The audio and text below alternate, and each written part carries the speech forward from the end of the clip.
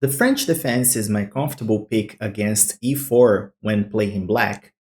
And this is because it's fairly easy to play and you just have to memorize and study about three variations that are the most common ones. And probably the most common one is the advanced variation, which is the opening that we are going to cover here in this forking guide to chess. Let's take a look at the moves in the Chess.com analysis board. So the starting moves for the French defense are, of course, e4, and then you play e6. Your opponent is going to take the center, and then you strike with d5. And from this position, you have three main variations. Like I told you guys, the main variations are taking the pawn, which is the exchange variation, advancing with the pawn, which is the advanced variation, and some other move trying to protect the pawns. For example, putting the knight here or here, which is going to give support to this pawn right here. Okay, so these are the three main possibilities for white here: taking, advancing, or trying to defend the pawn somehow. Okay, so we're not going to talk about the exchange variation or any other variation that protects the pawn. We're going to talk about the advanced variation, which is probably the most common one. Okay, so here, what I like doing is following a very basic setup of moves that are going to work pretty much in any situation when playing black against the advanced variation. White has a bit more space here. It's restricting our pieces a little bit. It's hard to develop. But this pawn right here needs to be attacked. And once this pawn falls, this one becomes weak. So what we're going to do is we're going to move our pieces in order to attack this pawn. For example, we're going to push this pawn here.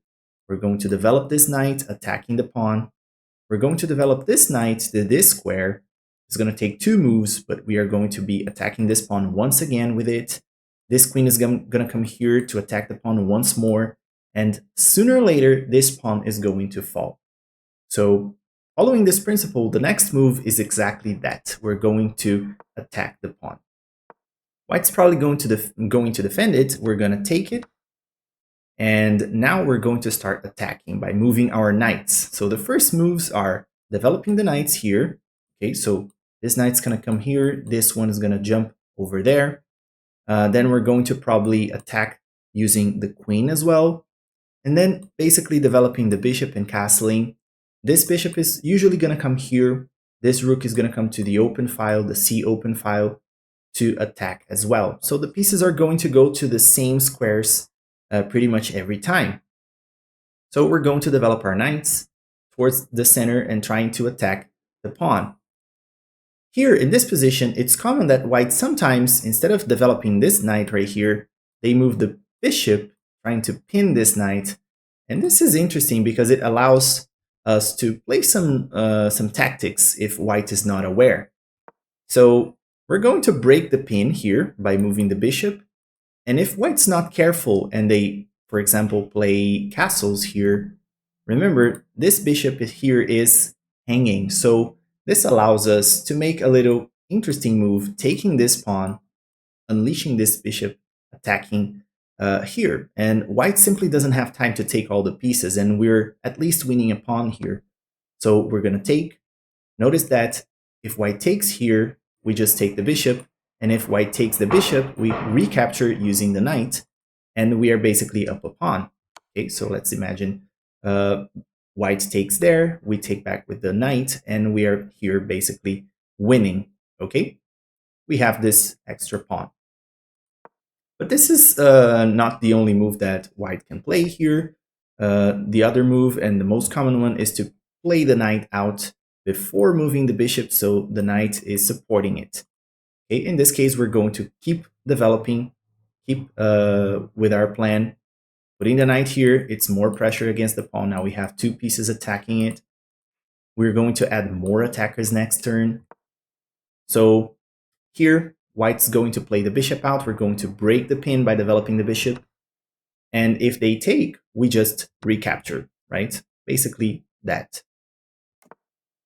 White's going to castle. We develop the bishop and prepare to castle as well.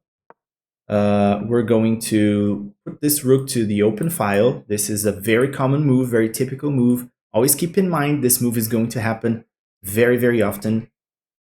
White's going to keep developing, and we can unleash the rook here by dropping the bishop a little bit away. This is a great move that we can make. There are many other possibilities for this position as well, okay?